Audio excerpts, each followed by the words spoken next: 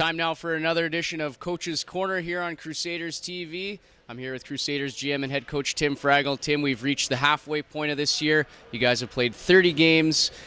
It's gone by quick, but you guys are setting yourselves up real nice. Just talk about the first half overall. Yeah, I thought overall, obviously if someone told us we'd be where we'd be at, I think we would have taken it, no question. It's been, there was a bit of a grind there after game 5 into about game 12 for us, where we weren't kind of firing on all cylinders, and then after that we really took off there with a good stretch of 18 games where we played pretty good hockey. Yeah, you mentioned the turning point maybe in your season might have been the showcase, and this year you guys have come in with kind of the collective agreement that being good is not good enough, and you've even nitpicked wins. Did you maybe find the first couple of games it was kind of getting into that feeling and that sense of, hey, we even have to be better even if we win games? Yeah, fair enough. I think that might be a good point by you.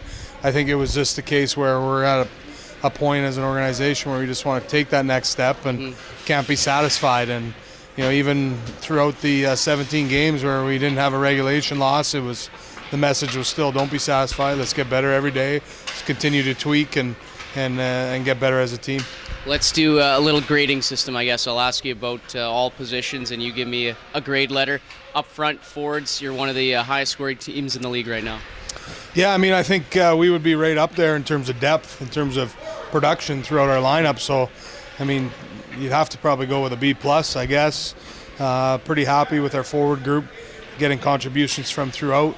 And that's something that we wanted to fix that maybe we haven't had in past years. And your D-core, tight as ever, and they're playing fantastic. It's really hard to get in the lineup with carrying 7 guys, and now everyone's healthy, so it'll be interesting in that aspect. How would you grade your defense? Yeah, I think I'll go with a B+ too. I still think team defense wins down the stretch, and our D is solid when they buckle down. There's still some areas where we need to be more consistent in terms of moving pucks and our decision-making. Those would be 2 areas as a collective group of our D-core needs to be good at down the stretch here. And goaltending, it seems like you've found your 2 guys, and Zach Klassen maybe didn't have the best of starts. He'd probably admit that, be the first one, and then you bring in Zach Diamond, who it just seems those guys are pushing each other night in, night out. They have been, no question. And I would say early in the year, being a hard critic that maybe our goaltending wasn't good enough, but at the same time, it was good because we also evaluated some of the other parts of our game, which helped us. And then when you bring in another guy and there's a bit of a change, competition breeds a little bit of success. And I think that both guys now are pushing to get in the lineup, and they're completely comfortable with this type of scenario. And, probably overall, we'd probably be at a B in terms of a grade for our goaltending so far. Some individual highlights this year so far. Let's talk about Tyler Maltby once again. He's in the mix for potentially getting 50 goals, which would be a huge accomplishment for him, and it's been a long time since someone scored 50 in the league. Just talk about Tyler's first half.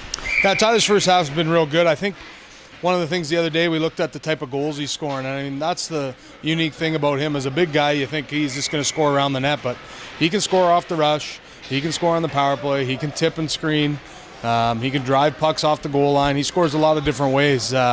So I think that's been probably the best thing about Tyler's production is you want to shut him down one way, he's still a threat to score another. And Chris McKay, he's been fantastic on the blue line as well. Again, we mentioned it's really a group effort, but Chris has really come into his own this year. He gets himself a scholarship to RIT, and he's producing on the back end in terms of points as well. Yeah, offensive production from him. He's got an elusive shot from the point, and a lot of it is just the release. And I would say the same probably for Ben Soa, both really producing pretty good offensively. Again, like even Toronto, McGee, Webb, look down our lineup, those guys are producing some offense too, and then you get reliability from Benny Mack and Bodes every night. Talk about your 20-year-olds. Ryan Kruper's definitely carrying his weight, as well as the other guys that you have on this team as well. Do you want to add some more experience, or do you feel you have that right now with the 20-year-olds? Yeah, I think that was one of the things we looked at. Can we add some more experience? And we feel like we got that with Davis. He's played in the league. So that'll be a good addition down the middle. And, as we talked about at the start, we're still looking. We'll still look. If we can improve our team, we will look at it. There's no question. Just to add to Davis, you bring in Dan Davis. I've spent time with Camrose as well as Okotoks. You send Tanner Latteroot to Okotoks. Devin Reed, rookie, goes to Grand Prairie. What does Davis bring to the lineup along with experience? Yeah, I think he brings some experience. He brings a center ice presence, which we wanted to upgrade, no question. And then he's got a track record of scoring goals. I mean, a couple years back in midget, he had over 40 points, and that's a tough league to score offense in. So, I mean, hopefully, familiar territory for him, getting him back in Sherwood Park where he played midget. Maybe he can get that confidence going again and help our team continue to produce over 4 lines. All right, a couple more for you, Tim. You're going to be going away. You're going to be away from this team. You're going to head to the World Junior A Challenge for Team Canada West. What does your group need to do when you're not around? I mean, what are you hoping to see from the Crusaders when you're attending to other business? Yeah, I mean, I've learned from myself personally to leave the team in a little bit better shape than I did last year in terms of progressions. This year I've got our assistant coaches more involved leading up to when my departure, so I think that'll help ease the transition instead of just throwing them the keys and say, here you go. So I feel more comfortable there. I also feel more comfortable just manpower.